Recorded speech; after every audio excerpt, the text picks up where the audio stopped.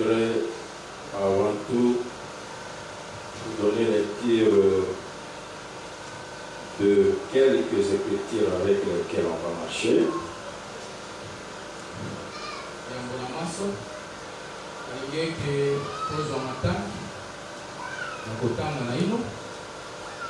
Je lis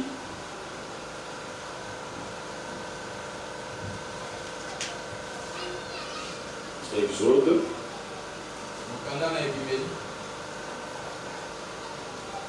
au chapitre 5.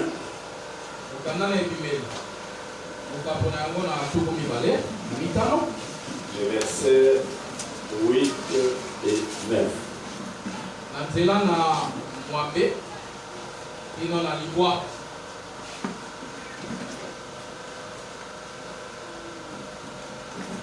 Ils me feront un sanctuaire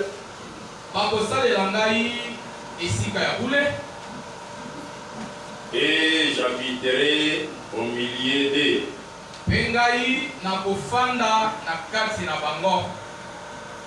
Vous ferez le tabernacle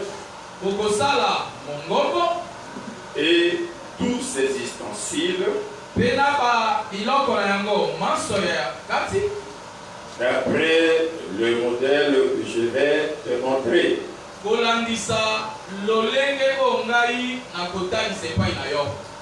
Vous pouvez vous asseoir.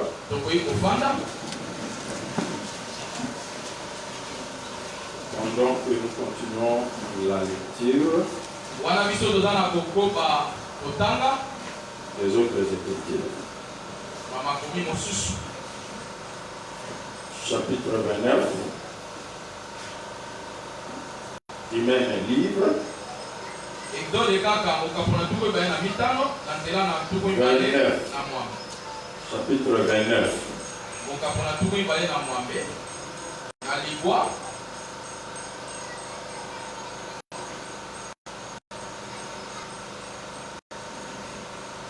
Nous lisons à partir du verset 43. Et nous allons nous arrêter au verset 46.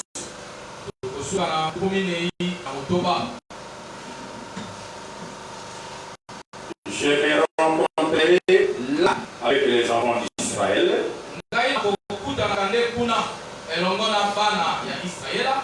Je me rencontrerai là avec les enfants d'Israël. Et ce lieu sera sanctifié par ma gloire.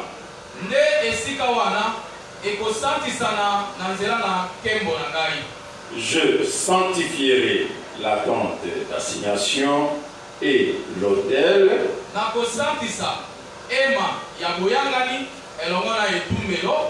Je sanctifierai Aaron et ses fils pour qu'ils soient à mon service dans le sacerdoce.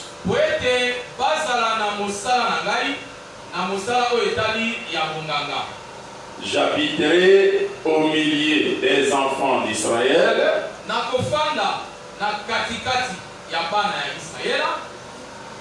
Et je serai leur Dieu. Ils connaîtront que je suis l'Éternel, leur Dieu,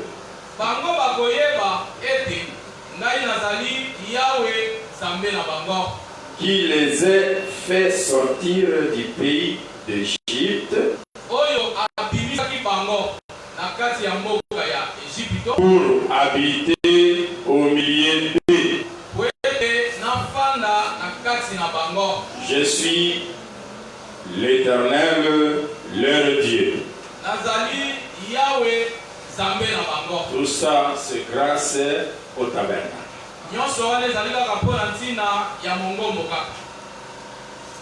Les lieux de rencontre.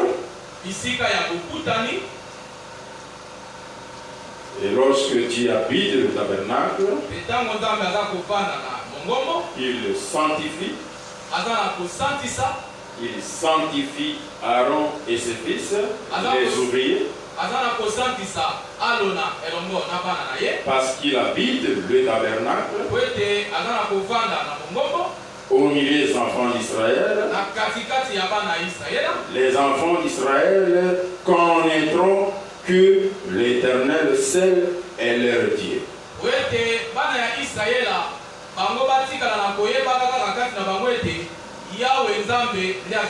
Le seul qui les a fait sortir du pays d'Égypte.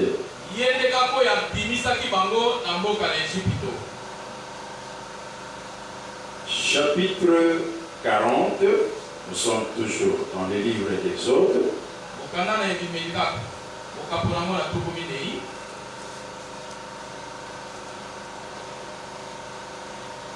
Chapitre 40, verset 33.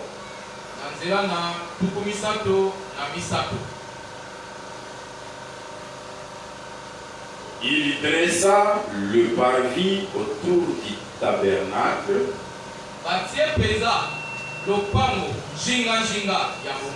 et l'autel, et il mit le rideau à la porte du parvis. Notre problème ici se situe au niveau de la deuxième phrase qui dit: c'est fit ainsi que Moïse acheva l'ouvrage.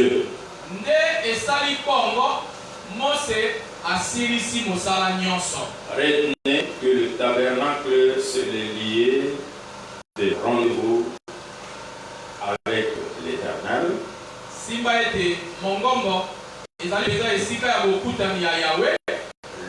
Le tabernacle, c'est l'ouvrage de l'Éternel.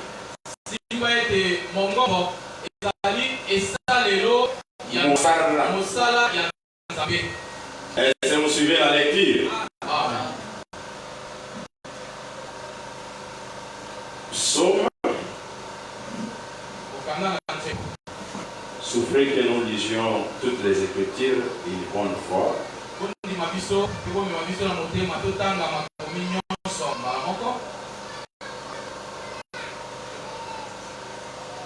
Après quoi nous allons commencer notre discours. Psaume chapitre 68.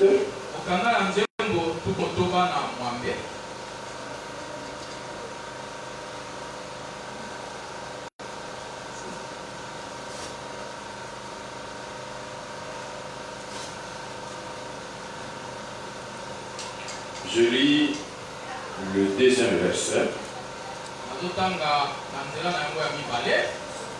Dans la Bible virtuelle ici, ceux qui ont des Bibles manuelles, vous pouvez le trouver au troisième verset, si je ne me trompe pas.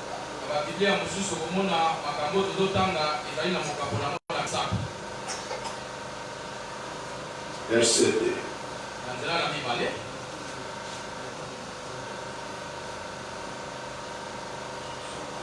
Verset 35, excusez-moi, on va lire le verset du chapitre 63 après. Au chapitre 68, nous allons lire le 35e verset.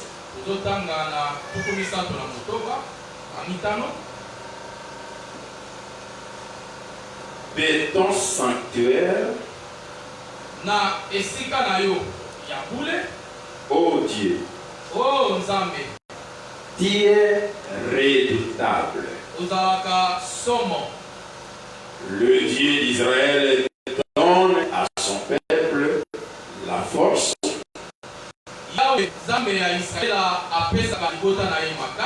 Et la puissance. Béni soit Dieu. Retenez ici que lorsque l'Éternel est dans son sanctuaire,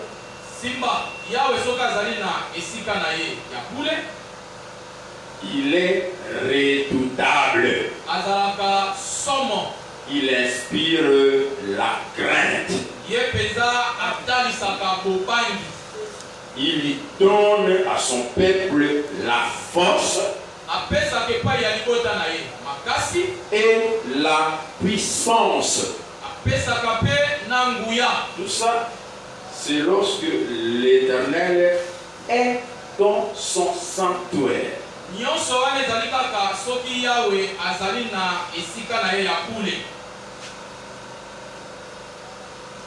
Chapitre 63. Le psaume. Là, nous allons lire au verset 2.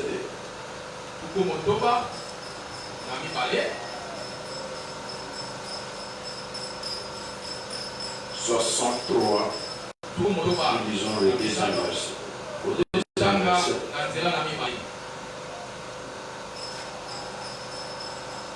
Ainsi, je te contemple dans le sanctuaire.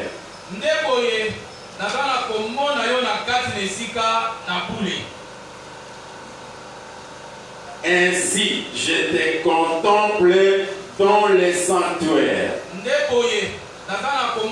Azali komona yo na kati na esika na yo ya bule pour voir ta puissance et ta gloire. Lorsque l'Éternel est contemplé dans son sanctuaire, lorsque le Seigneur est dans son sanctuaire, on doit voir la puissance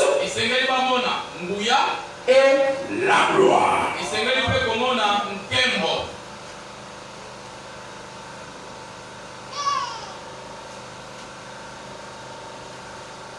Chapitre 96, verset 6. Nous sommes toujours dans les livres des psaumes.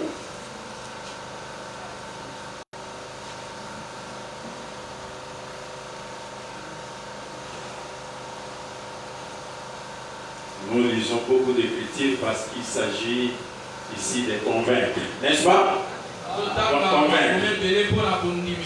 Ne craignez pas toutes ces Écritures-là. L'Esprit de Dieu va les prendre et les mettre ensemble.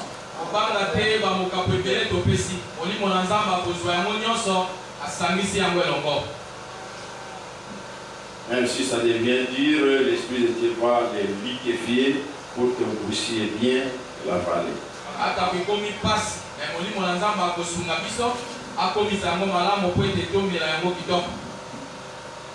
96, verset 6.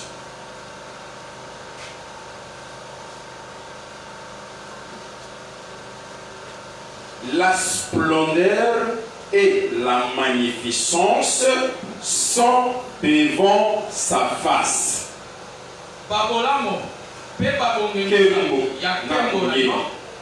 Oui. La gloire et la majesté sont dans son sanctuaire.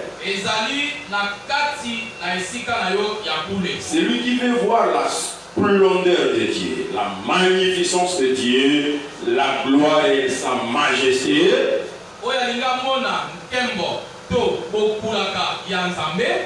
il n'y a qu'une seule adresse.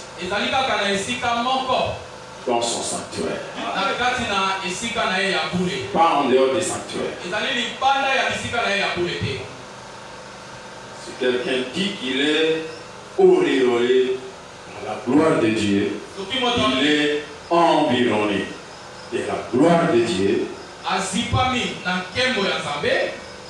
Si quelqu'un dit que sa gloire vient de Dieu, nous devons vérifier là où il habite.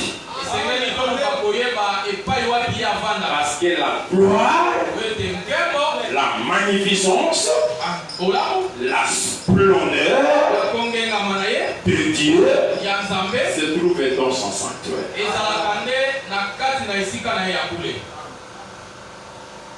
Colossiens chapitre 2, verset 9.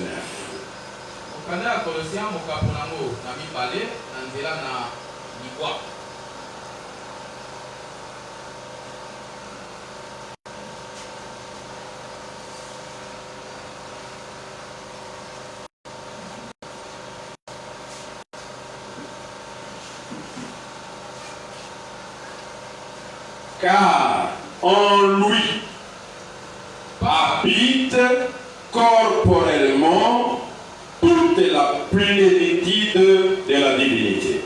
Pambate na kati na ye maso ya bonzambe efanda. Litondi ya bonzambe. Bonzambe na mobimba na yango efandi nde na kati na ye. Amen.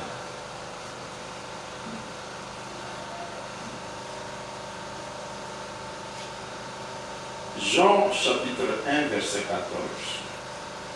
Mokanda moko ya Yohane mokapona liboso na nzela na zomi na minei. Et la parole a été faite chair. Et elle a habité parmi nous,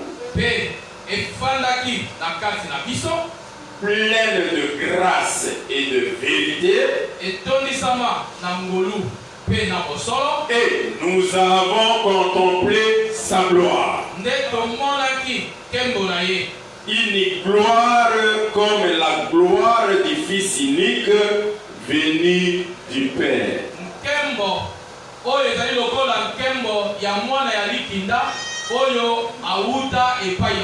Apocalypse chapitre 21 verset 3.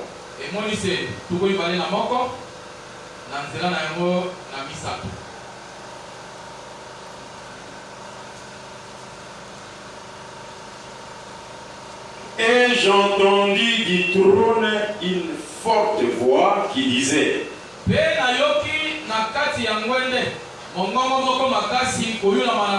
voici le tabernacle de Dieu avec les hommes. Avec les hommes. Il habitera avec eux. Et ils seront son peuple. Et Dieu lui-même sera avec eux. Il essuiera toutes larmes de leurs yeux. Et la mort ne sera plus. Et il n'y aura plus ni deuil, ni cri, ni douleur, car les premières choses ont disparu.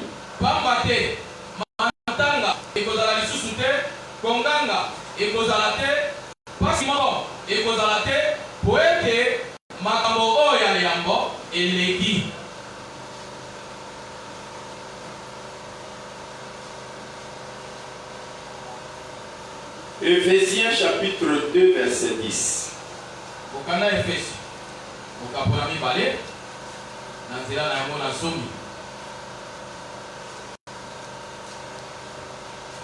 Car nous sommes son ouvrage.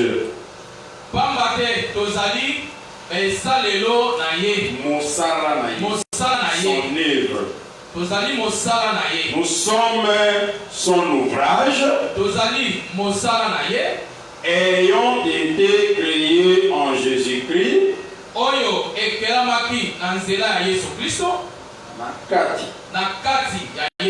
pour des bonnes œuvres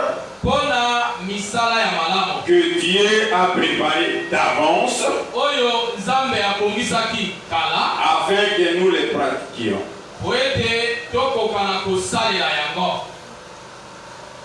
2 Corinthiens chapitre 13 verset 3.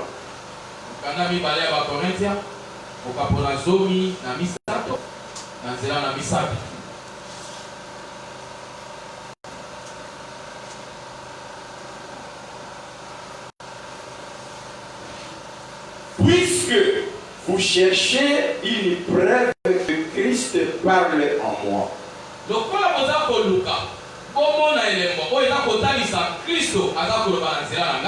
Lui qui n'est pas faible à votre égard.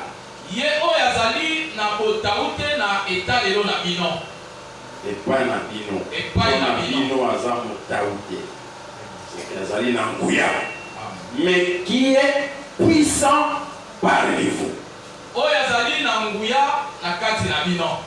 Christ, au milieu de son peuple, il est puissant.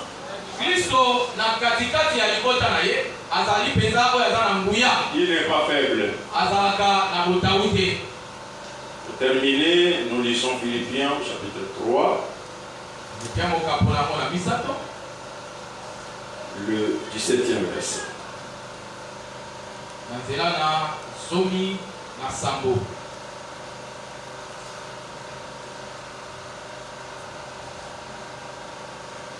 J'aime beaucoup ces versets. Soyez tous mes imitateurs, frères.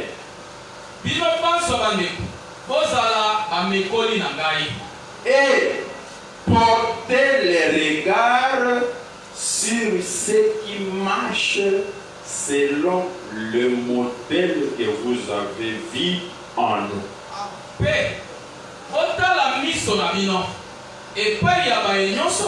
Oyo bazui lolenge oyo yangai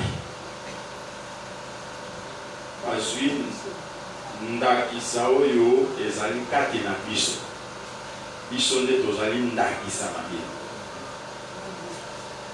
Que le Seigneur bénisse la lecture de sa parole. Amen. Qui nous donne aussi l'explication de toute cette écriture pour que la vie soit en abondance. Si vous êtes dans la joie d'écouter la parole de Dieu et que vous croyez que Jésus est au milieu de nous, si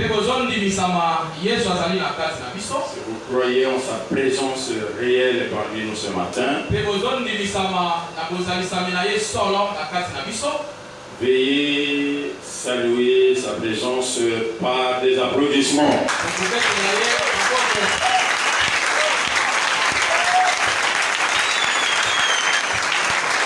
Gloire à Jésus. Il est digne de louange. Il est digne d'adoration parce que c'est lui qui a vaincu. Il en est digne parce que c'est lui qui a vaincu. Il a vaincu les trois fils d'Anak.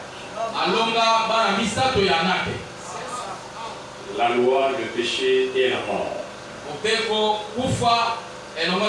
Jésus les a vaincus. Je suis dans la joie d'être ce matin le porte-parole de votre Dieu auprès de vous.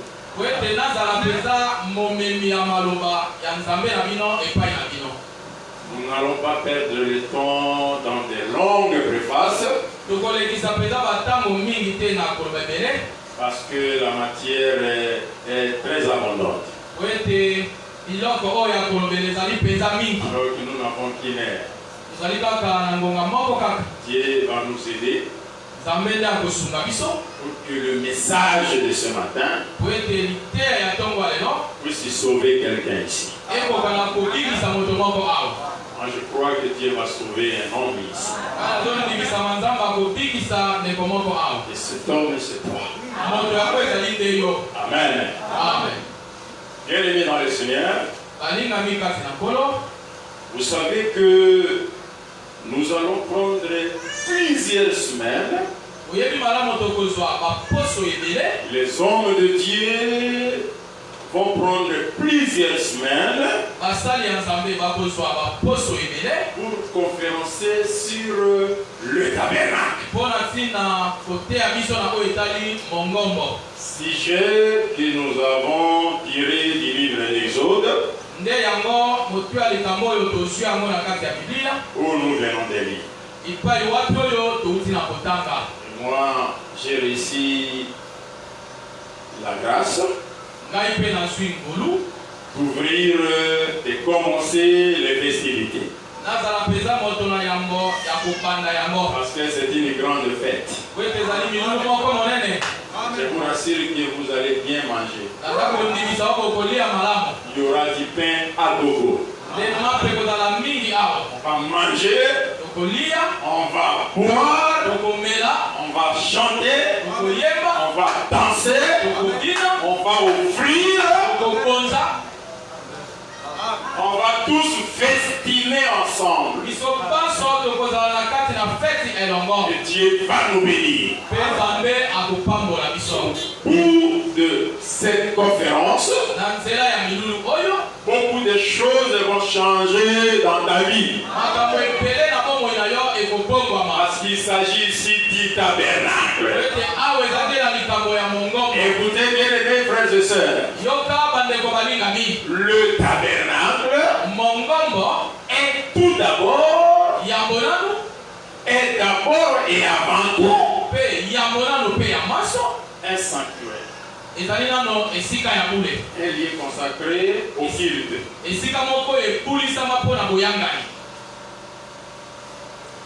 Une habitation. C'est ce que nous avons lu. Ils me feront un sanctuaire.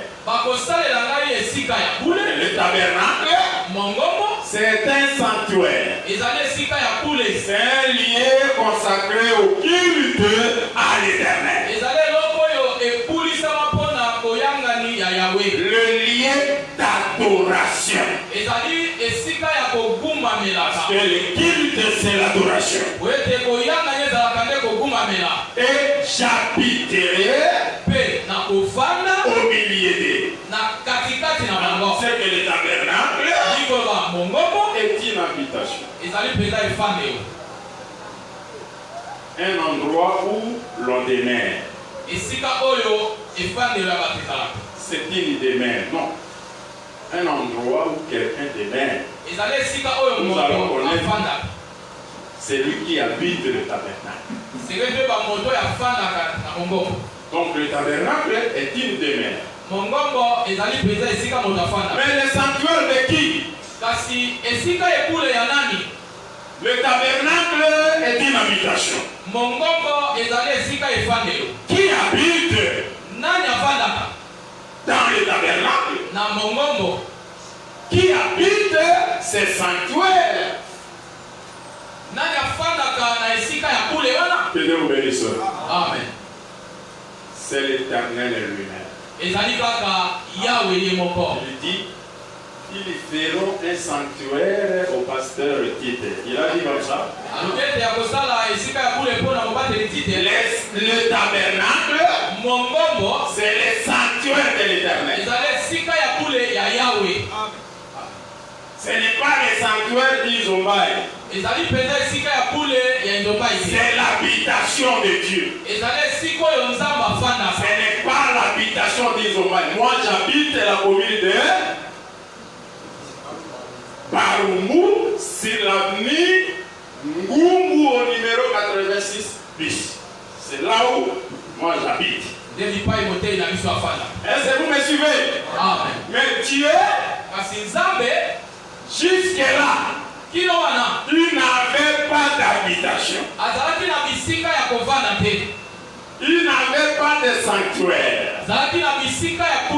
Pourquoi il a ordonné par Moïse à son peuple de lui faire un sanctuaire où il va habiter. Retenez d'abord, retenez ici que le tabernacle est d'abord et avant tout un sanctuaire.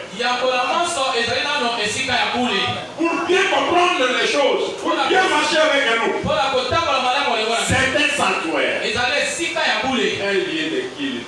C'est une habitation,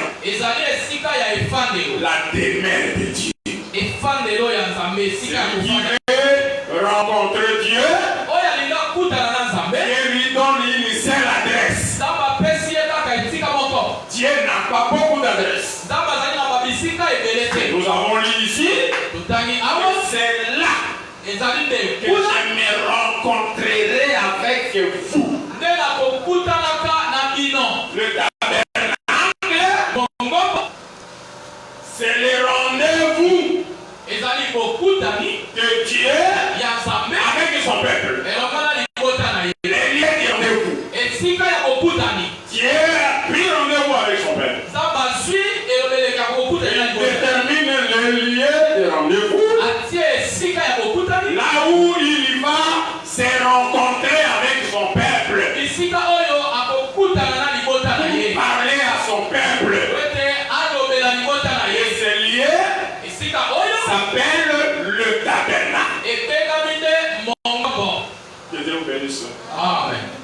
où lui-même habite. Isika ye moko azako ya kofana. C'est très important de les mettre dans le Seigneur. Ezana motuya mingi balinga mina nkolo. Vous aussi comprendre ces choses d'abord. Tososolana makambo na. C'est un sanctuaire. Ezali esika ya bule. C'est une habitation. Ezali esika afandaka. De qui? Ya nani? De l'Éternel. Ya Yahweh. Là où il est adoré. Bipai wapi oyo bazako kumamela ye. Là où on lui rend un culte. Isika oyo bazana kosanjola ye. Parce que le peuple de Dieu ne peut pas prier partout. Le peuple de Dieu ne peut pas adorer, parce qu'adorer signifie offrir, n'est-ce pas? Il a été interdit aux enfants d'Israël d'offrir dans tous les lieux qui vivent. Qui voient un lieu ici, qui offre. Qui voient un autre là-bas, qui offre. Non, on ne peut pas offrir partout. On ne peut pas adorer partout. Le lieu indiqué où on doit adorer l'Éternel, c'est dans son sanctuaire. Son propre sanctuaire. C'est dans sa propre habitation, sa propre demeure. Et lorsqu'on vient rencontrer l'Éternel dans son sanctuaire, qu'est-ce qui se passe? Pourquoi le tabernacle? Et pourquoi les hommes doivent quitter leur demeure pour aller rencontrer Dieu dans sa demeure? Quel est l'objet du rendez-vous pris avec l'Éternel? Qu'est-ce qui se passe lorsque on est dans les sanctuaires de l'Éternel? Moi je vous parle du tabernacle pastoralement.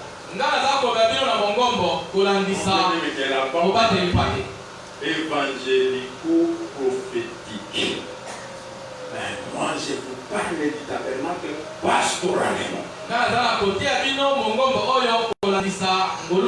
Les prophètes vont passer. Je n'en dis rien chez eux. Je dis ce que Dieu m'a donné. Comme un pasteur. Parce que Dieu n'est pas bête de choisir 5. De donner à son peuple 5 dons. Il ne faut pas monotoniser le ministère de la parole. Les 5 dons ministériels aujourd'hui sont monotonisés. On ne sait plus faire la différence entre un pasteur et un évangéliste. S'il y a un Dieu bête, un Dieu zoba, c'est Kimbago. C'est Branham. Mais mon Dieu n'est pas bête. Quand il donne 5, il sait pourquoi. Le pasteur est différent du prophète. Amen. Le prophète est différent de l'apôtre. L'apôtre est différent de l'évangéliste. La paix soit avec vous. Amen. Alors nous avons lu que le tabernacle est d'abord un sanctuaire. Il est aussi l'ouvrage de Dieu. L'œuvre de Dieu. Dans les déserts, pendant le voyage, Dieu ne fait pas beaucoup de choses. Et Dieu réalise seulement une seule œuvre. qui fait seulement un seul ouvrage. Il ordonne à Moïse de faire, d'exécuter un seul ouvrage. Et cet ouvrage-là, c'est le tabernacle. Lorsque vous voyez le tabernacle, lorsque vous le regardez, vous devez vous dire, ça c'est l'ouvrage de Dieu. Ça c'est l'œuvre de Dieu.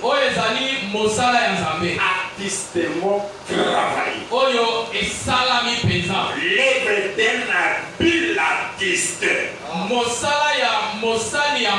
Lorsqu'on les regarde, non, ça, ce n'est pas Kimbango. Kimbango ne peut pas faire ça. Branham ne peut pas faire ça. Ça, c'est l'ouvrage de Dieu. La paix soit avec vous. Amen. Ça, c'est l'œuvre de Dieu. Le tabernacle, c'est aussi un ouvrage. C'est une œuvre qui doit être accomplie. Il doit être artistement travaillé. Amen. Écoutez. Quand David contemple l'Éternel, assis dans sa demeure, quand il contemple l'Éternel dans son sanctuaire, il y voit la magnificence, la splendeur, la gloire. Est-ce que vous me suivez? Pour vous dire, là où Dieu habite, on doit voir la splendeur de Dieu. On doit voir sa gloire. On dit Dieu ici, mais on ne voit pas sa gloire. On ne voit pas sa splendeur. On ne voit pas sa magnificence.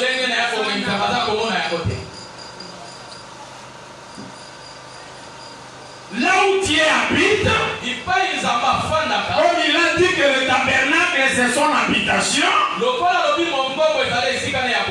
la gloire de Dieu, la splendeur de Dieu, la magnificence de Dieu doivent se trouver là où Dieu habite. On doit voir ces choses. Ce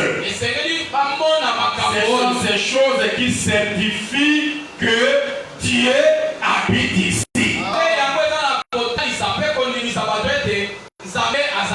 C'est pas seulement du blablabla. On n'a pas besoin de blablateurs ici. Nous voulons voir la gloire de Dieu. S'il est ici, dans l'église des hommes, nous devons voir sa gloire.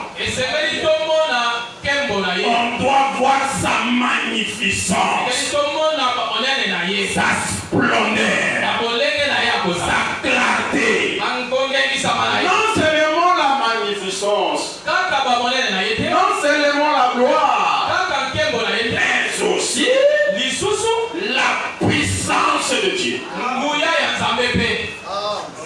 Quand il a regardé Dieu dans son sanctuaire, il a vu que là aussi, il y avait la présence.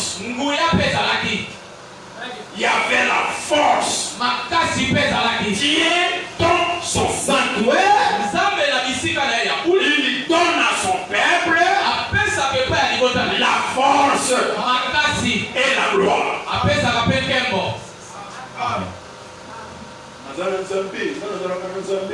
comme on te regarde, on ne voit pas la gloire de Dieu. Là où Dieu habite, il doit refléter sa gloire. L'évangile ne doit pas rester dans l'abstrait. L'évangile doit être concret, pratique. Non seulement les paroles, mais aussi la puissance. Dieu, ce n'est pas seulement, il est écrit, vous voyez, il est écrit, vous voyez ça, vous voyez. Dieu, c'est aussi la puissance. Là où Dieu habite, il est puissant. Dans les sanctuaires de Dieu, il y a la puissance de Dieu là-bas. Celui qui entre là-bas vivra la puissance de Dieu. Celui qui entre dans les sanctuaires de Dieu pour adorer Dieu, il doit vivre la puissance de Dieu. Il doit devenir fort. Il doit acquérir la force de Dieu. Parce que l'adoration fait la joie de Dieu. Lorsque l'Éternel est joyeux, nous sommes forts. La joie de l'Éternel est notre force. Là où Dieu habite. Le tabernacle, vous voyez, 3 mètres, 3 côtés. Oui, mais nous voulons voir. Il est ici. Il habite ici. Où est sa gloire? Où est sa puissance?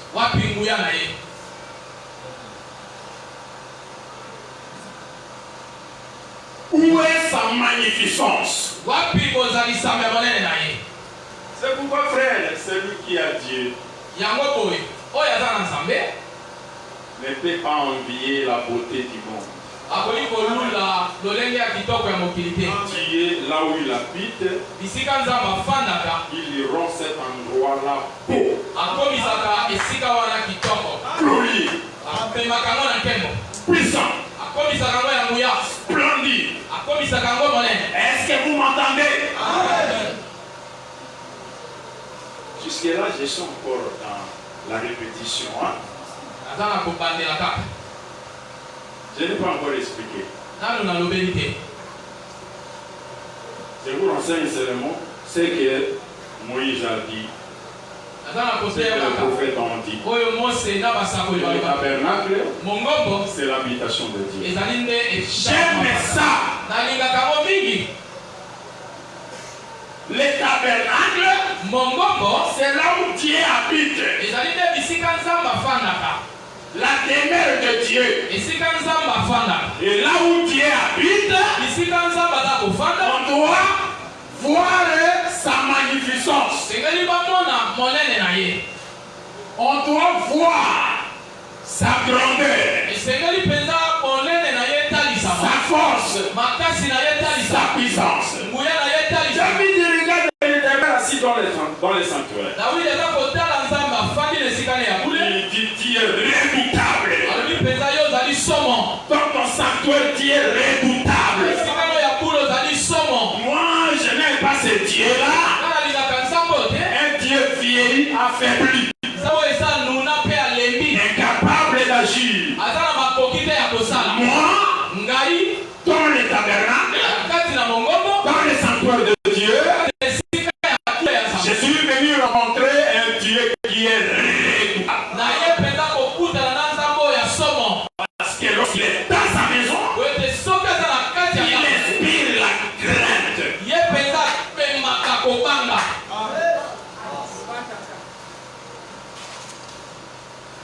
Le magicien entre tranquillement, il repart. Nous devons revoir comment nous servons Dieu. Parce que dans ma Bible, je dis que un non-croyant qui vient communier avec nous, les secrets de son cœur seront dévoilés par la prophétie. C'est pas bon. Oui, vous voyez cette écriture-là explique ça. Non, la prophétie.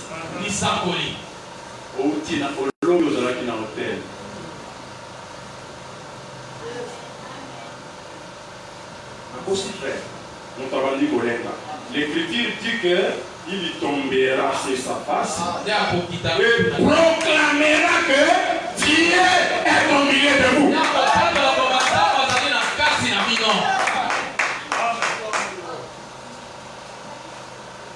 Nous voulons un Dieu puissant. Oh, le Dieu puissant n'est pas dans les hôtels. Il n'est pas dans nos maisons. Il est dans son sanctuaire. Il est dans son habitation. Alors, le plus grand problème qui se pose, c'est celui de découvrir ce sanctuaire-là. Cette habitation. Quelques-uns ont dit à Jésus, Seigneur, tu habites où? Nous voulons savoir là où tu habites. Ici, à l'église des ondes, nous ne pouvons pas poser cette question aujourd'hui parce que nous connaissons là où il habite.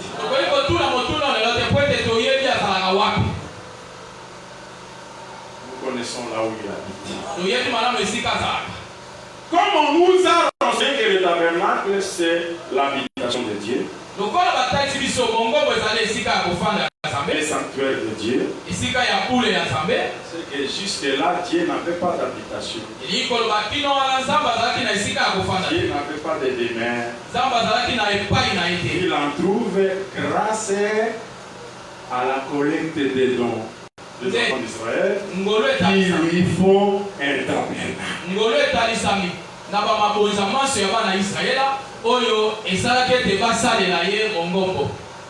Oh, dis-moi ça, mon père, pour collecte. Collecte, on dit le. Comment on a tabernacle, va ça la collecte. Oh, libéralité. Libéralité, on dit le. La libéralité, c'est tout simplement donner des conquêtes. Les offrandes qui ont construit le tabernacle étaient faites libéralement, avec libéralité. Parce qu'il a dit qu'il la recevra seulement de celui qui l'a fait des bons cœurs. Ça signifie qu'il l'a fait avec libéralité. Donc pour que Dieu trouve une habitation, c'est pendant le voyage. Les voyages et retour. Vous savez que les voyages et retour implique des phases. La phase aller et la phase de retour.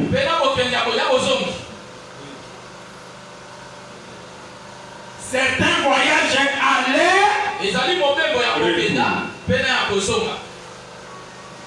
tu as quitté chez lui, il est allé quelque part. Lorsqu'il rentre, il s'est fait un tabernacle. L'habitation de Dieu pendant le voyage. Que Dieu vous bénisse. C'est pourquoi lorsque vous lisez la Bible, pour comprendre que le plus grand principe de Dieu est le principe de la répétition. Dieu se répète. Le tabernacle ici, ce n'est qu'une répétition. Lorsque vous lisez qu'au commencement, l'Esprit de Dieu s'est mouvé, c'est que l'Esprit de Dieu n'avait pas d'habitation. N'avait pas d'habitation. Pour trouver une demeure, il a fallu 7 jours de la création. Parce que la création, c'est aussi un tabernacle.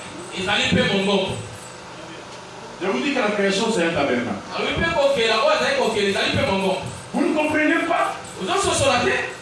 Quand j'ai lu Moïse dans l'Hébreu, non, quand j'ai lu Paul, parce que moi je crois que l'épître aux Hébreux, c'est l'épître de Paul. Moi je crois comme ça.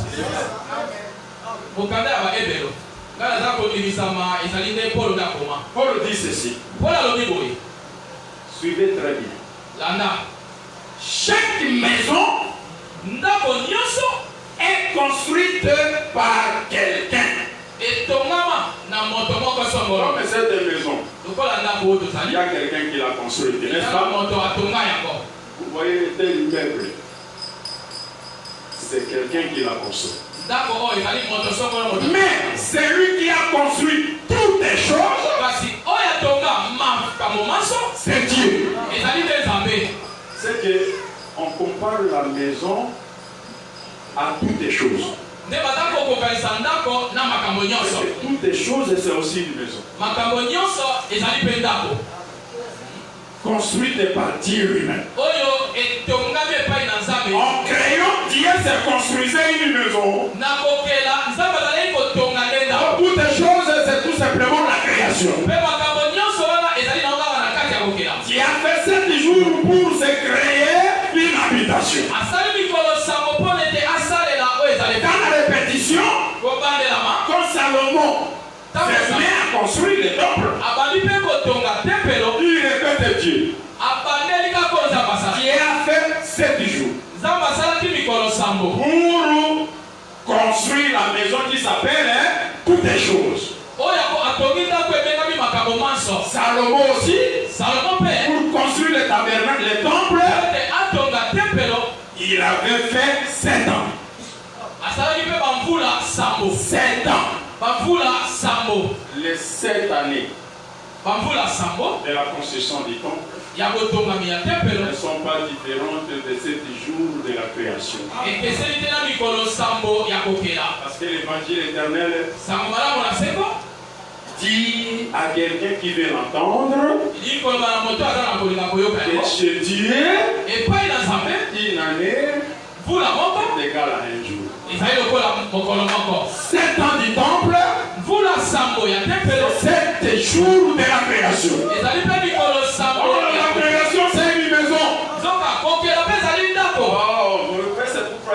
Vous pensez que moi je parle de cette création? Il y a une véritable création qui est la véritable maison de Dieu. La véritable habitation de Dieu. C'est lié de qui il était. Adoré par partout. On vous a invité chez les catholiques. Quand ils prient au Congo là-bas, quand ils ferment les yeux, ils commencent à prier. Ne prie pas. Pourquoi tu pries? Au niveau du hypocrite, au sang de la terre, pendant que vous avez la fin de l'autre temps. Au frère sang de la, non, sang de la, ailleurs au sang. C'est un endroit où je vais me rendre pour adorer. Que Dieu bénisse. Amen. Bien-aimé dans le Seigneur, Dieu a trouvé une habitation, un sanctuaire. Et il a établi tout un sacerdoce, tout un service. Un service se rendait dans les sanctuaires de Dieu 8 jours, 24 heures sur 24. Ne soyez pas étonnés lorsqu'on va vous dire que le tabernacle c'est aussi le bureau des sacrificateurs. C'est un bureau, un lieu de service. Et celui qui va comprendre ces choses n'appellera plus un ministre de Dieu un chômeur. Il n'est pas un chômeur. Il Là, un lieu de travail. Là, un bureau où il travaille. Dieu a institué tout un service dans les tabernacles. Que Dieu vous bénisse. Mais avant tout service, nous avons lu Dieu. Il dit ceci. Lorsqu'il entre dans les tabernacles, ce qu'il lui fait en premier, avant de recevoir, avant de lui rendre un service, c'est Dieu qui est le premier à nous rendre un service. Il lui fait quoi? Il sanctifie le tabernacle. Il sanctifie les ouvriers. Tous les ustensiles du tabernacle sont sanctifiés avant toute utilisation.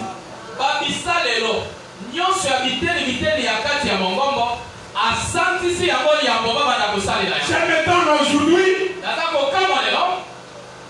de voir un sorcier servir Dieu.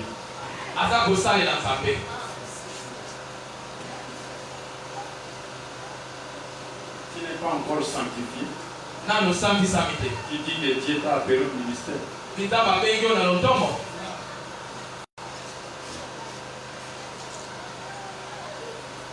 Je vois les escrocs, les aventuriers, les impudiques prophétiser. Comment tu sers Dieu, dire non un service à Dieu sans être sanctifié? Si tu es un ustensile de la maison de Dieu, dans ta propre maison, comme dans ta propre maison, avant de te servir d'un verre, tu te rends d'abord compte que le verre est propre. N'est-ce pas? Le verre est mis pour la bâtie. Mon colo verre il y a salé la verre. Il verre il y a salé la mais la salité. À cause de à sokoli en gros. Ne après à tima inakati ameli. Et ça on veut soba nde amelaka mai na verre yo ezana salité. Jamais pas pour la vie. Amen. Dieu commence par la sanctification du tabernacle. Non seulement le tabernacle, mais ceux qui travaillent dans le tabernacle aussi, Aaron et ses fils, sont passés par la sanctification. Il les a sanctifiés. Ce n'est qu'après la sanctification, la purification, Aaron pouvait s'approcher pour rendre un service dans les tabernacles. Dieu, dans les tabernacles, non seulement il est puissant, Dieu dans les tabernacles, il sanctifie. Dieu sanctifie.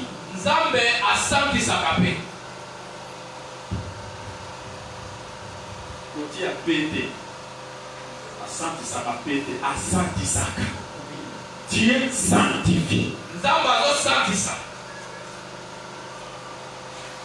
Il commence par la sanctification. Avant tout usage, avant toute utilisation du tabernacle, Dieu l'a d'abord sanctifié. Et le peuple qui vient, le peuple pêche là-bas, il se sépare avec Dieu. Pour se réconcilier avec Dieu, le peuple doit venir dans le sanctuaire de Dieu. Dieu dans son sanctuaire, il pardonne les péchés du peuple. Là où il y a Dieu, il y a le pardon des péchés. Quoi Dieu dans sa demeure, qui est le tabernacle, pardonner aux enfants d'Israël leurs péchés. Est-ce que vous me suivez, bien-aimés? Parce que là où Dieu habite, on doit voir sa puissance, la puissance de Dieu dans sa demeure ne peut pas laisser le peuple dans la servitude. Il est entré dans les tabernacles. Nous devons le voir libre. Un homme libre d'aller et venir. Il n'est plus un prisonnier. Il est libre. Il est libre. Si Jésus vous a franchi, c'est réellement libre. C'est pour la liberté que Dieu a ordonné par Moïse de faire le tabernacle. Le tabernacle vient libérer le peuple. Parce que Dieu habite là-bas. C'est lui qui entre là où Dieu se trouve. Il doit être délivré. C'est le mot poursuivre la tête. Vous voyez, frère, nous devons pas suivre le peuple. Vous voyez, frère. Mais encore esclave du péché. Esclave des rudiments du monde. Où est la liberté? Que Dieu nous bénisse. Comprenez que, frère, là où Dieu habite, comme il habite dans les tabernacles,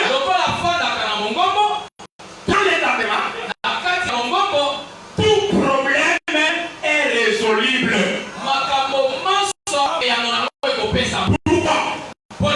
Parce que Dieu habite là-bas. Il habite là-bas. Tout problème est soluble. Rien n'est impossible. Là où Dieu habite. Tout est possible au tabernacle. Parce que le tabernacle, c'est l'habitation de Dieu. Dieu, dans le tabernacle, il est puissant. Il manifeste la puissance. Il manifeste la gloire, la splendeur, la majesté. Et tout celui qui s'approche doit vivre ces choses dans sa vie. La paix soit avec vous. Aujourd'hui, le tabernacle, c'est quoi? L'habitation de Dieu. Les prophètes nous ont déjà renseigné que Dieu n'habite pas dans ce qui est fait des mains des hommes.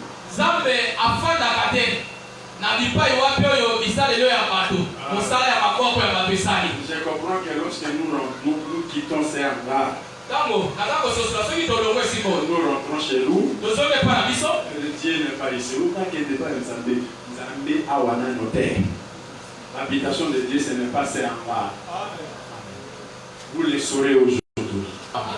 Qui est le tabernacle de Dieu? Là où Dieu habite. Nous allons voir. C'est vrai. Cet homme est le tabernacle de Dieu. Parce que nous allons voir la puissance, la force, la gloire, la magnificence, le pardon de péché, la délivrance. Tout se trouve dans cette Pourquoi? Il est l'habitation de Dieu. Nous avons dit avec vous ici qu'il y a un homme. On nous présente un homme en qui habita toute la plénitude de la divinité. Qui est cet homme? C'est le Seigneur Jésus. Jésus est l'habitation de Dieu. Jésus est le sanctuaire de Dieu. Le lieu de culte pour les saints. Ce n'est pas ici. Si tu n'es pas en Jésus, tu n'es pas entré en Jésus. Même si tu viens ici, Dieu n'exaucera jamais tes prières. Tu pries en dehors de son habitation. Jésus est l'habitation de Dieu. C'est pourquoi, frère, nous avons dit Jean. Dieu, c'est la parole, n'est-ce pas? L'habitation de Dieu, ça signifie seulement la parole s'est faite chair.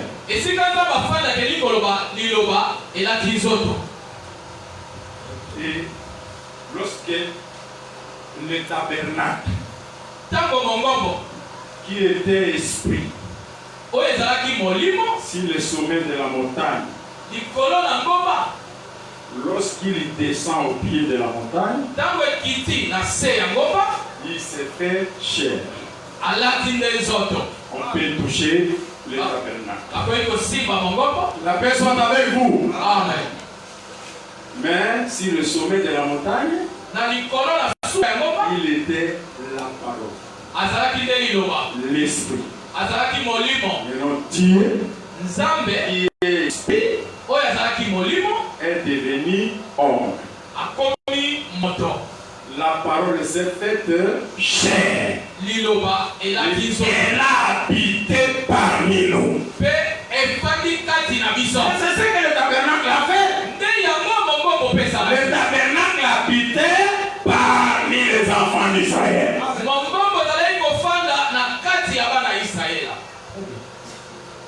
Il était au milieu. Les tentes des enfants d'Israël l'entouraient. C'est pourquoi Jésus dit, là où 2 ou 3 sont assemblés en mon nom, je suis au milieu.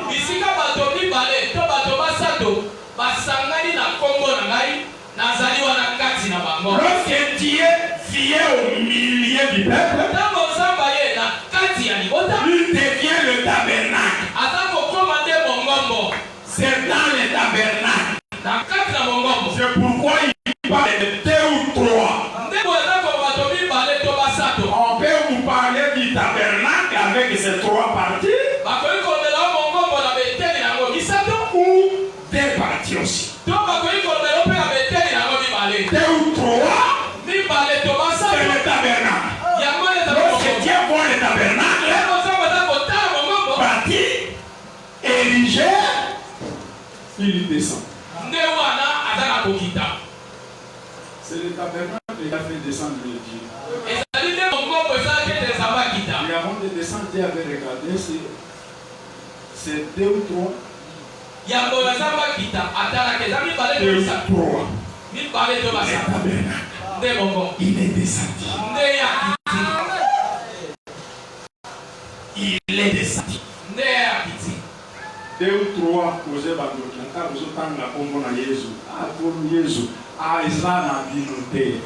parce que vous n'êtes pas le tabernacle. La paix soit avec vous. Jésus est le tabernacle de Dieu. Il est l'habitation de Dieu. Jésus, ce n'est pas la portion. Jésus, c'est la plénitude, frère.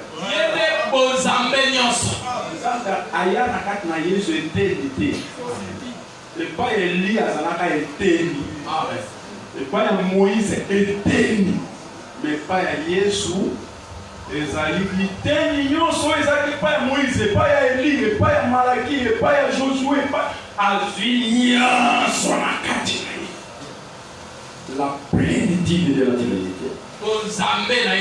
Qui peut douter aujourd'hui? Qui peut nier que Jésus est le tabernacle?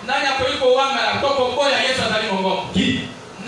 Parce que tout ce qu'on a décrit pour le tabernacle, là où Dieu habite, on vit ça en Jésus. Il était puissant en parole et en œuvre. Elles sont avec vous. Amen. Jésus. Parce que Dieu habitait en lui. Il était le sanctuaire de Dieu, le tabernacle de Dieu. Il pardonnait les péchés. Ce qui étonnait les pharisiens. Qui est celui-ci qui pardonne même les péchés? Ils n'ont pas compris qu'il est le tabernacle, l'habitation de Dieu, où les péchés sont pardonnés. Jésus, plein de splendeur, de majesté. Alors regardez ce jour-là, il a brillé comme le soleil. Quelle gloire! Il a vu ça. Il a dit non. Il a oublié sa femme. Il a oublié ses enfants. Il a oublié qu'il pouvait aussi pleuvoir. Il a proposé seulement 3 tentes. Il s'est oublié lui-même. 3 tentes. Il a dit non. Le temps du Père, le Fils et Saint-Esprit est passé.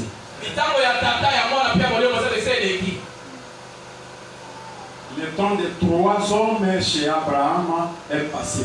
La première année, ils étaient 3. Mais l'année suivante, il a dit, nous reviendrons. Il a dit comme ça. Je reviendrai. Comment il est revenu? Merci. Comment il est revenu? Par Isaac. Si vous voyez Isaac, c'est l'Éternel qui avait promis de revenir, qui est revenu. Donc la Trinité n'a pas de place dans l'Évangile. Merci. Hier, l'humanité et la Trinité, Moïse, ni moi, Élie, ni moi. Celui-ci est mon fils bien. Amen. Merci. Écoutez-le. La paix soit avec vous. Amen. Écoutez-le. Jésus est le tabernacle. Pourquoi il était puissant? Il était plein de gloire. Amen. Il était plus fort. Il donnait la force. Jésus donne la force. Jésus donne la gloire. Jésus donne l'élévation. Que Dieu habite en lui. La paix soit avec vous. Amen. Je forme quelqu'un ici qui est en Jésus. Sois en paix. Dieu est là où Dieu habite. Là où Dieu est puissant. Même pour ressusciter les morts. Les sorciers. C'est la petite puissance. Laissez aux femmes et des ici la peur des sorciers.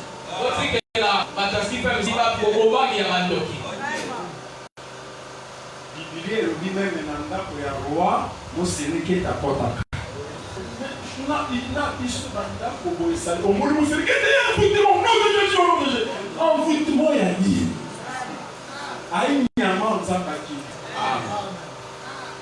Présence n'est pas pour ce qu'on tourne par écologiste, par ceux qui sont très inquiets. Même un PC, attention. On s'en ce qui est au monnier qui a posé dans le globe, on va rater. On va lui dire, PC. On a toujours comprendre que au communal au tabernacle de ça va pas décaler. Là où Dieu habite, il inspire la crainte. Les peuples d'Israël qui avaient Dieu inspiraient la crainte dans les nations qui l'apprenaient. Lorsqu'on apprenait qu'Israël approche, tous les rois étaient consternés. Pourquoi? L'Éternel habitait au milieu d'eux.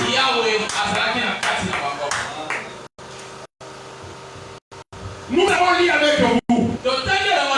Si je me limite seulement à Jésus. Écoutez, frère. L'église, c'est aussi le tabernacle de Dieu. L'église, c'est le sanctuaire de Dieu. Le lieu d'adoration.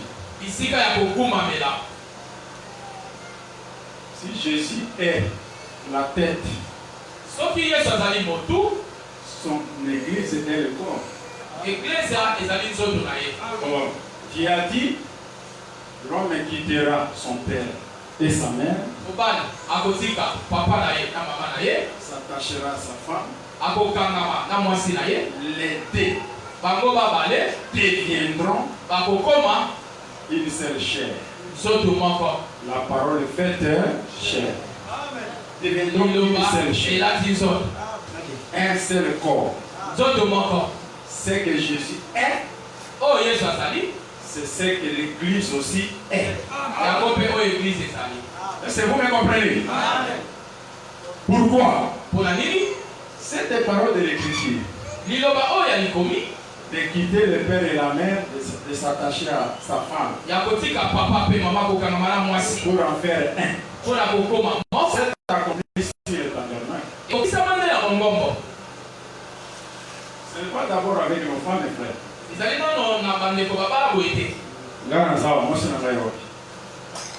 Mais là où Jésus est, là aussi l'église se trouve. La paix soit avec vous. Lorsqu'on a construit le tabernacle et qu'on a achevé le travail, Dieu est venu vérifier l'œuvre. Il a vérifié les dimensions, tout ce qu'il avait ordonné.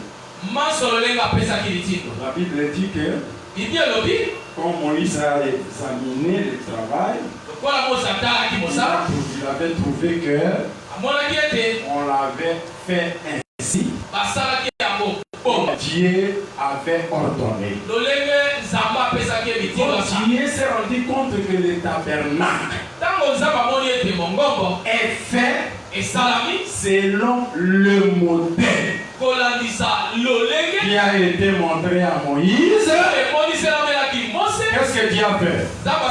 Il a quitté le ciel. Il est descendu sur le tabernacle. Quand vous regardez le tabernacle, il y avait une gloire sur le tabernacle. Vous voyez seulement le tabernacle avec la gloire. Si on voyait Dieu comme ça, Dieu était là. Quand on regarde, on voit seulement le tabernacle. Mais Dieu était là. Amen.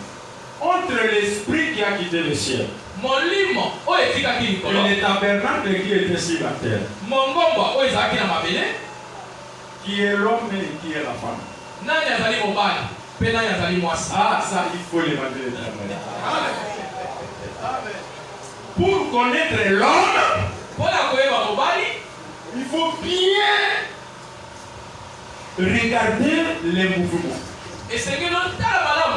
Entre les deux, selon Dieu, la femme ne quitte pas. Si vous entendez mobile akotika babote na ye mwasi te akotika babote na ye ayeli nzambe te nzambe aloba bongo te litangi mabe ya likomi epesaka simbisi na elimboli mabe. Tu as dit, c'est l'homme qui quitte son père et sa mère. Oh, l'homme, entre le tabernacle et l'esprit, c'est l'esprit qui a fait le déplacement. Il a quitté son père et sa mère, le ciel. Il est venu s'attacher avec sa femme, qui est le tabernacle. Et les terres sont devenus un seul tabernacle. Un seul corps. C'est pourquoi j'ai raison de dire que l'église, c'est aussi le tabernacle de Dieu. Mais quelle église? On parle aujourd'hui de l'église catholique, l'église protestante, l'église kibandiste, l'église pentecôtiste. Dieu ne connaît pas ça. Chez Dieu, c'est l'église tout court. Il n'y a pas d'église catholique. Il n'y a pas d'église de Balouba. Il n'y a pas d'église de Bambala. Si je reviens demain ici pour te dire que nous avons un bichot à l'Équateur, aux autres de la Conakry. Il y a quand même une église de la bichot, ils sont connus.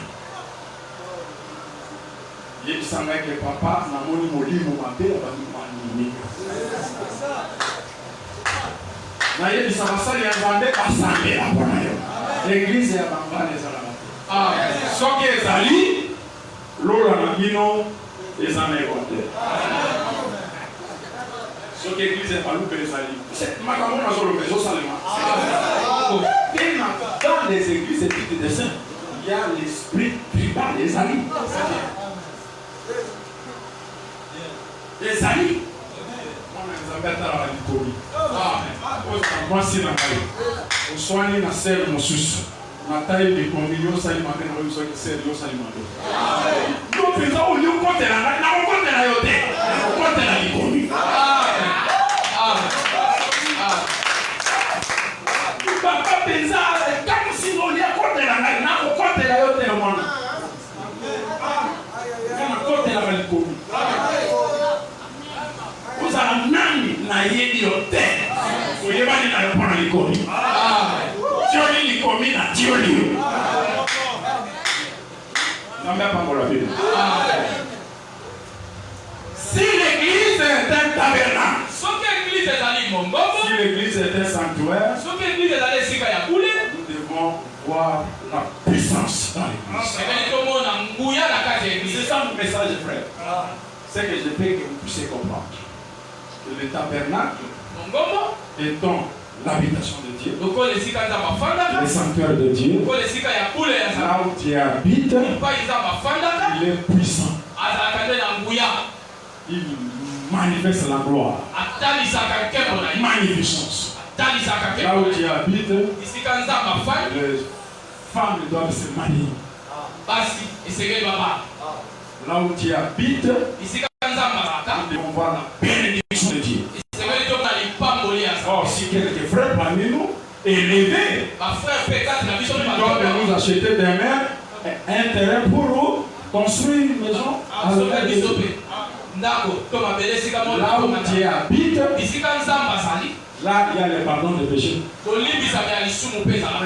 tous les avec l'église, nous avons dit son ami. On a mis ce cahier avec un bête en double. On n'a pas de la poste. C'est un témoin chez nous. Dans l'église de Dieu, il y a le pardon. Pourquoi toi tu ne pardonnes pas à ton frère? Pourquoi tu ne pardonnes pas à ta soeur? L'église, c'est là où la puissance de Dieu se manifeste. Tous les miracles qu'on vous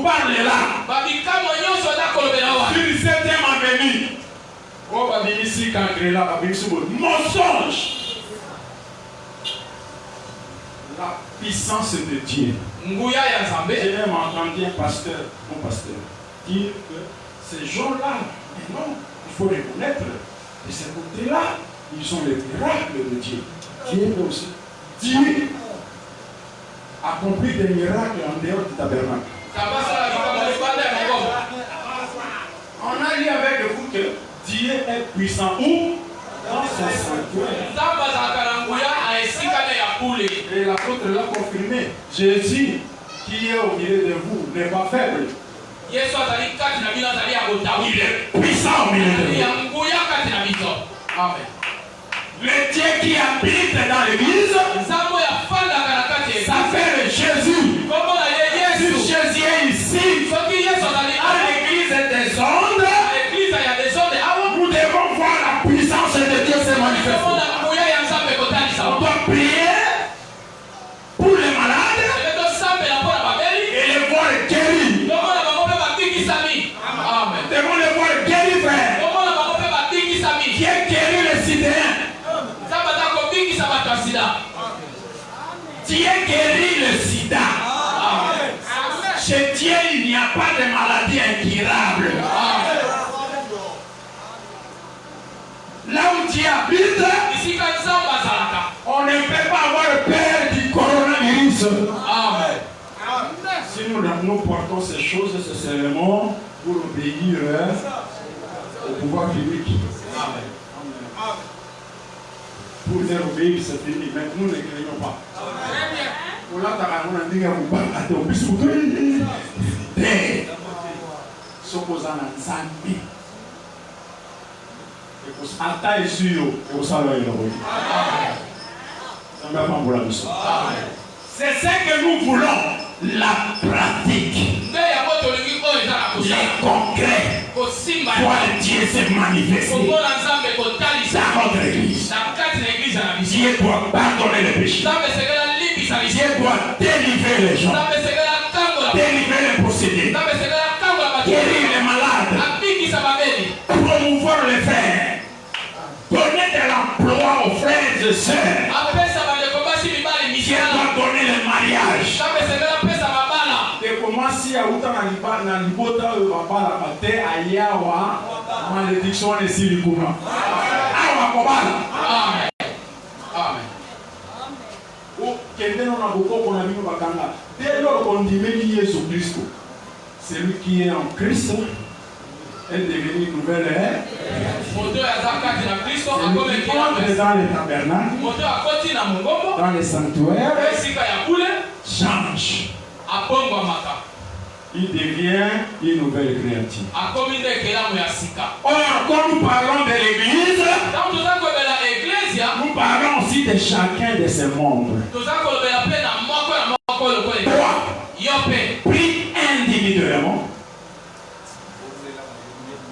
Pris individuellement. Toi, lorsque nous te considérons individuellement,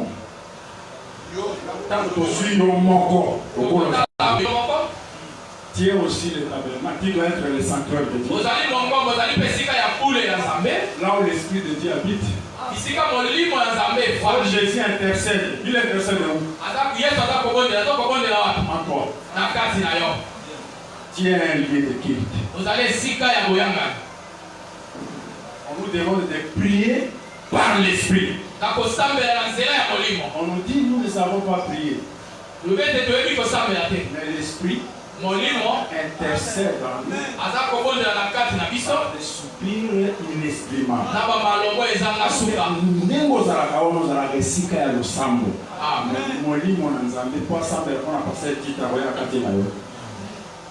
Tu dois devenir le sanctuaire de Dieu. Amen. Si tu es devenu le sanctuaire de Dieu, la première chose que nous devons voir, c'est toi, c'est la sanctification. Est-ce que tu es sanctifié? Il nous donne des prophéties chaque jour. Quelle est ta conduite? Tu chantes. Quelle est ta conduite? Mais peut chanter de celui qui est sanctifié. La paix soit avec vous. Amen. Tu es le tabernacle de Dieu, frère.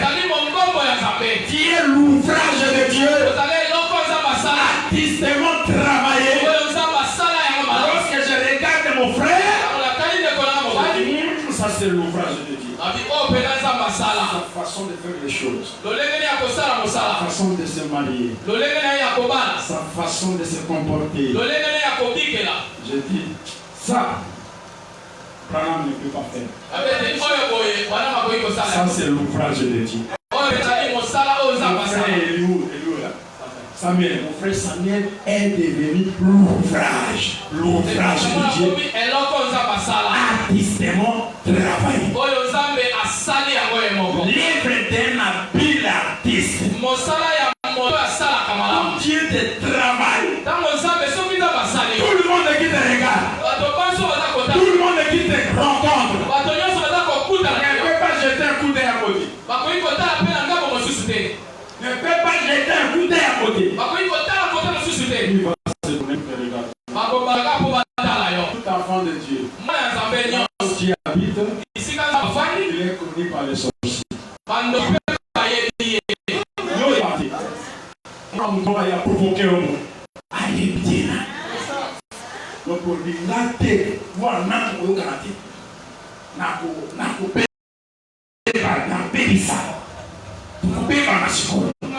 donc il n'a pas provoqué au Panchoyo.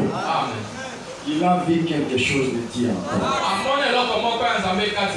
Je termine mon discours par ceci. Le tabernacle devrait être fait selon les modèles qui a été montré sur les sommets de la montagne. Le modèle inspire l'imitation.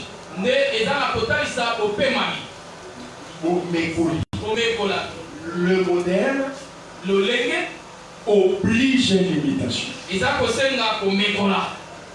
Le modèle impose l'imitation. Il y a un modèle devant vous. Ça vous impose de l'imiter. N'innovez pas. Lorsque vous avez un modèle, n'innovez pas. Conseil gratuit. Comme les quelques ministres des églises dites des saints aujourd'hui, qui veulent innover. Toi,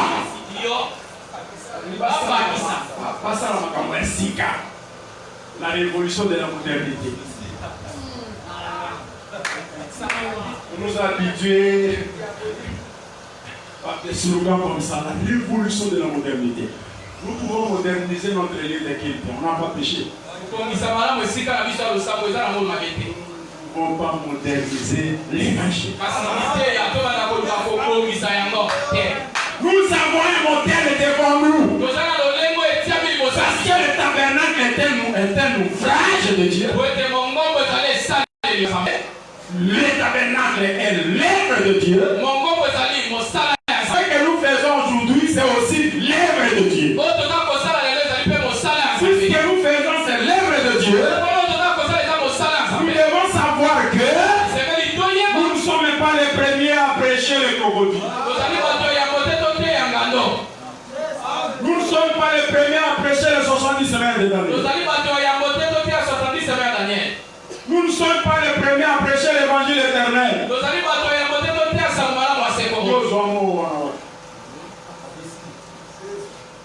Jean a apôtre. Il y a un parole dans l'évangile éternel. Autant dépendre. Comment ils ont comme appel là? Si vous Jean dit,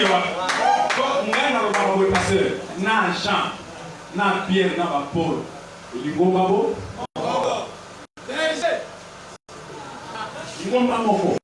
oui, l'église est en là.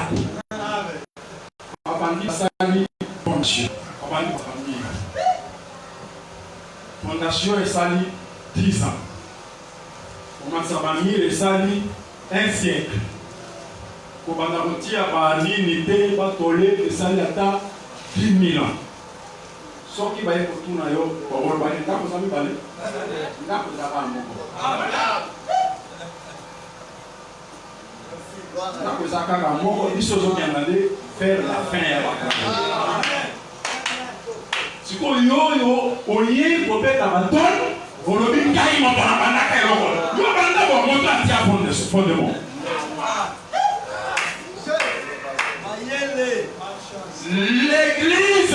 l'église a un modèle.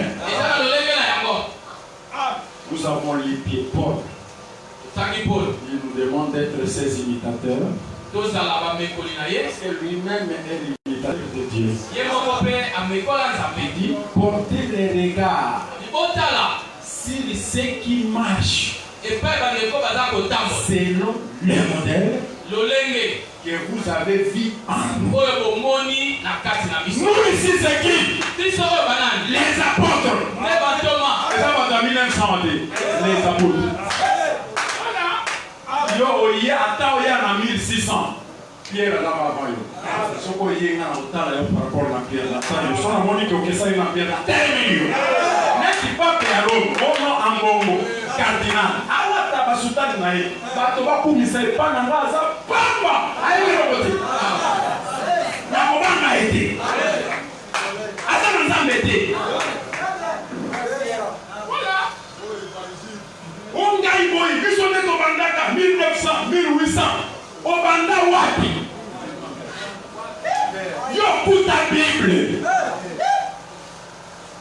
Otanga Pierre, otanga Paul. Yo bandi dengi.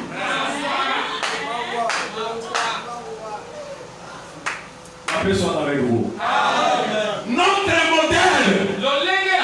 Ce sont les apôtres. Ce sont les apôtres.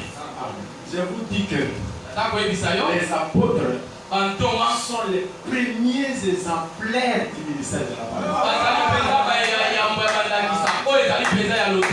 Nous devons être leur photocopie. Leur copie.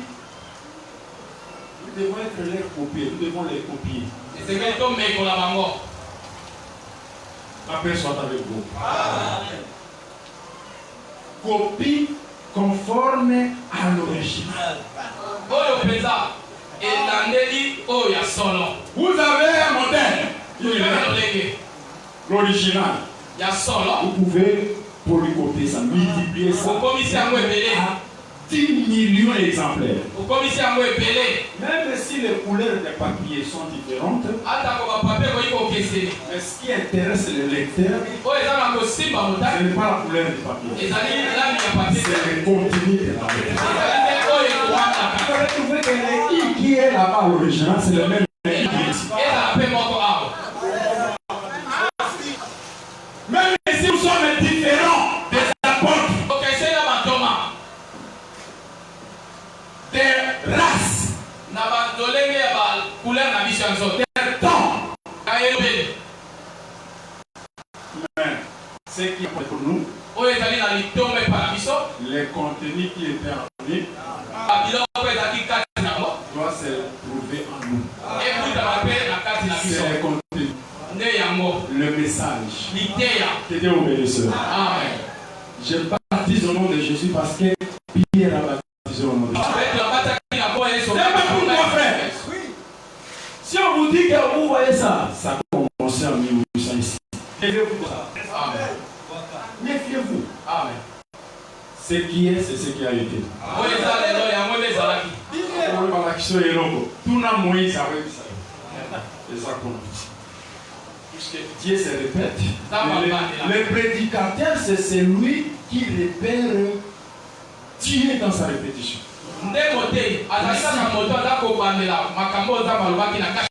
C'est vomi, après 3 jours vomi, c'est seulement la répétition.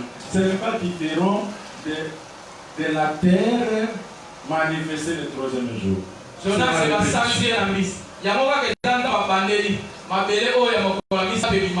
termine en disant, pour être rassuré du salut, soyez les imitateurs. Le salut de Dieu est pour les imitateurs.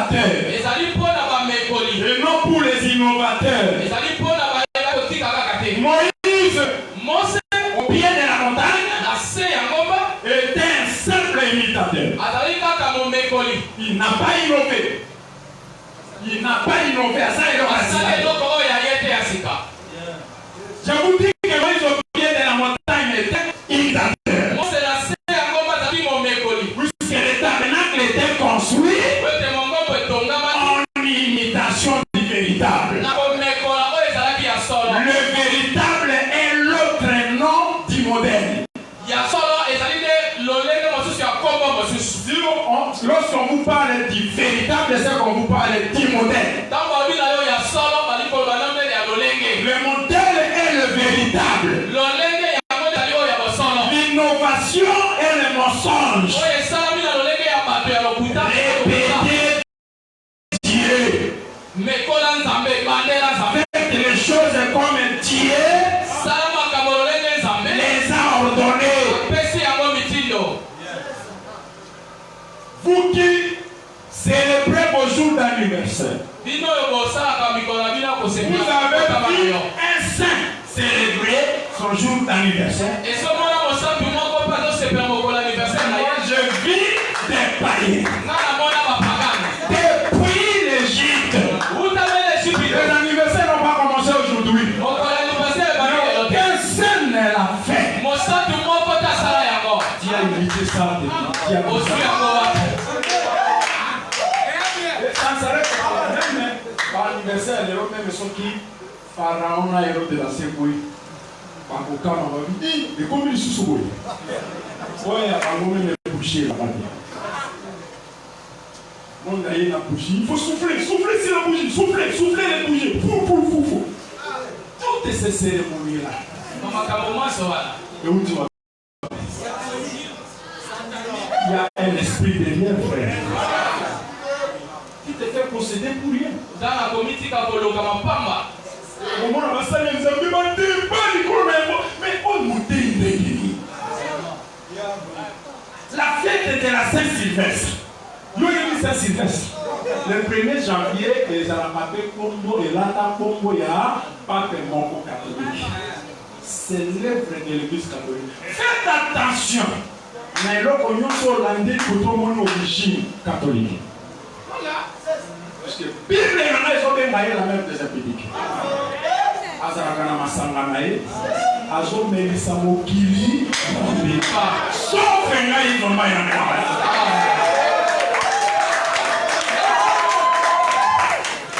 Asali Noé, même pas musulman, par contre, vous célébrez le Noël. Cette église est puissante,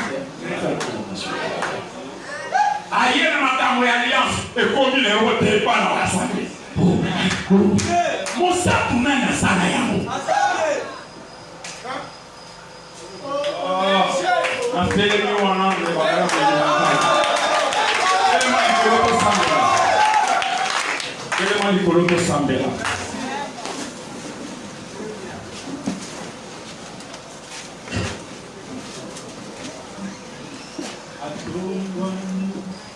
Yesu atombani kunamna ndonga yele atombani makolo yele atombani makolo yele mokonzi atombani Yesu atombani kunamna ndonga yele atombani makolo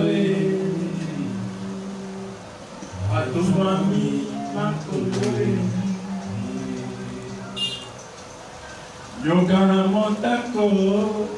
nyokana motako bosa tombola na desere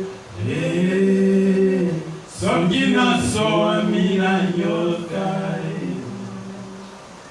nakotala mpona bika Nyongana montako, mosa tombola na desere. Soki nasoami na nyoka, nakotala mpona bika. Pilato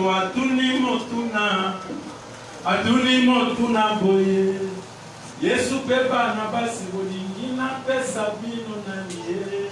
Bakalaki Yesu mokonzi na bayuda ye. Yesu mokonzi na bayuda ye. Libaya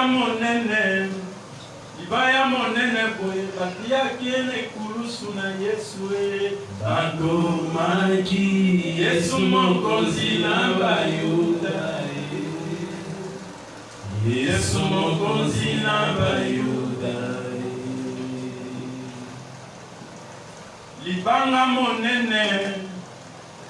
monene boye batiaki na tombo na Yesu e. Banyantaki amona na lisusu te. Ayoka na lisusu te.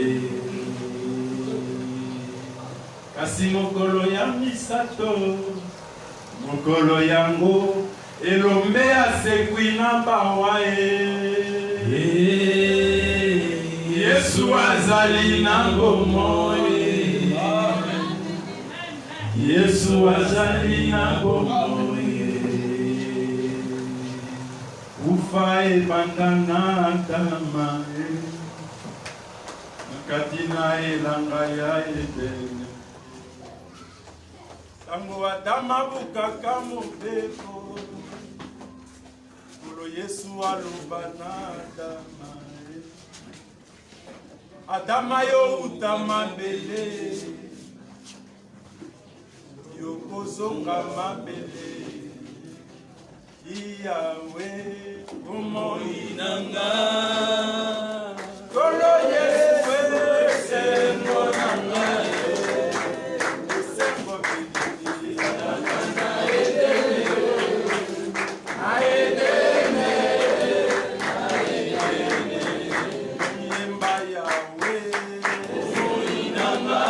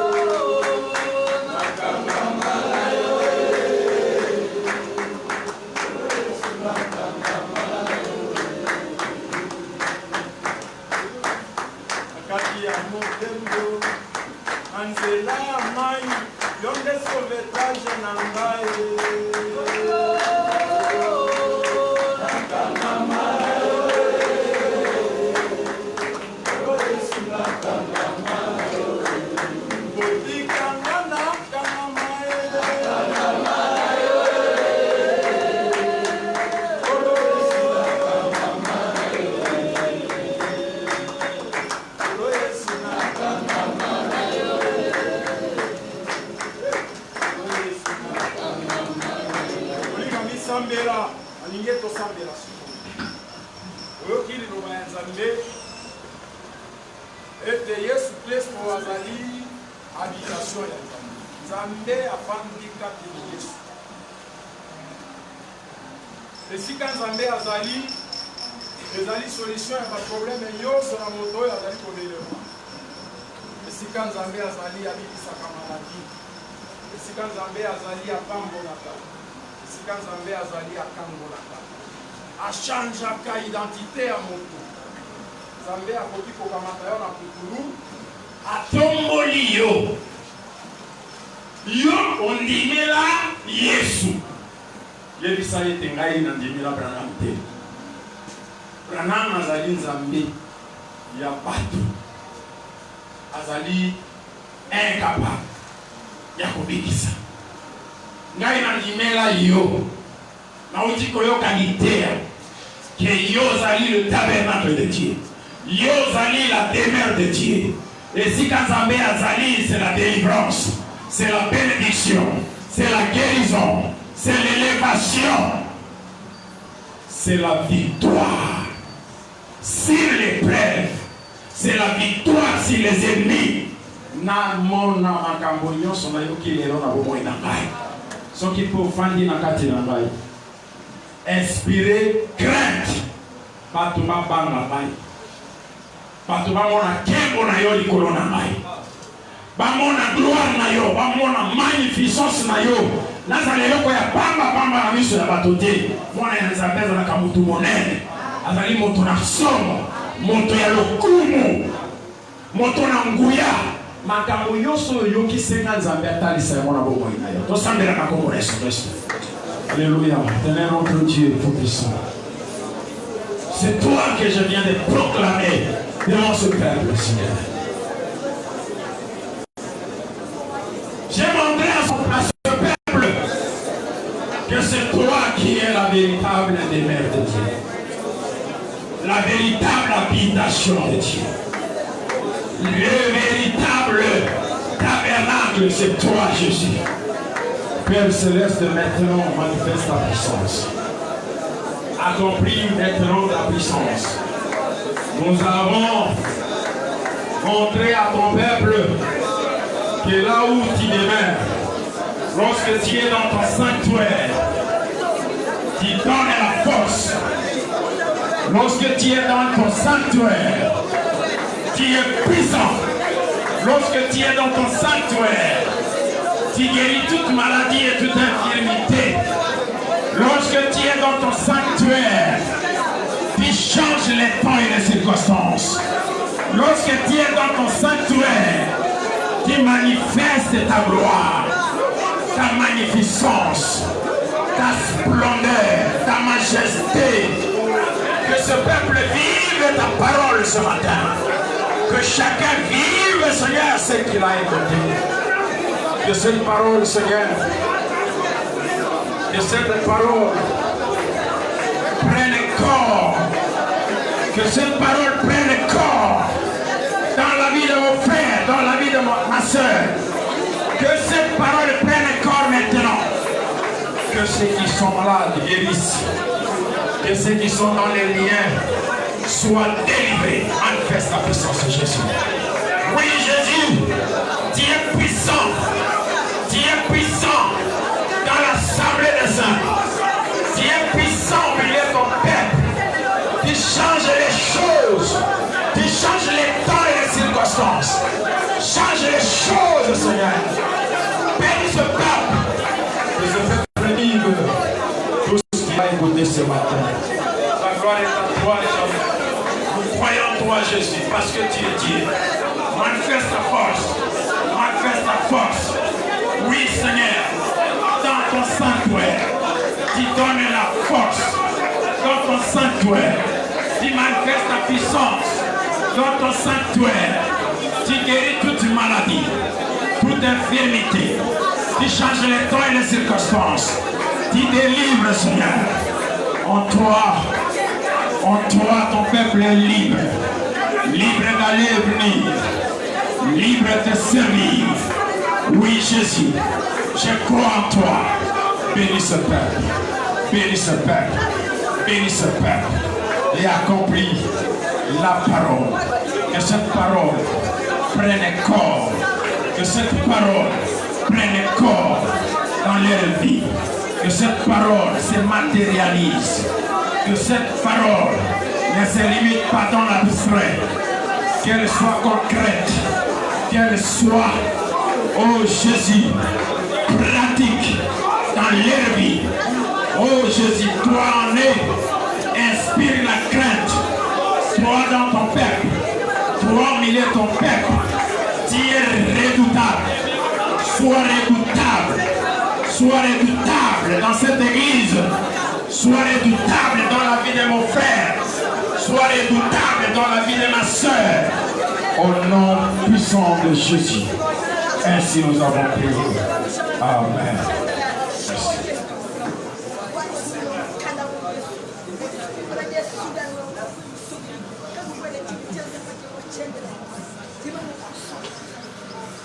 Thank you.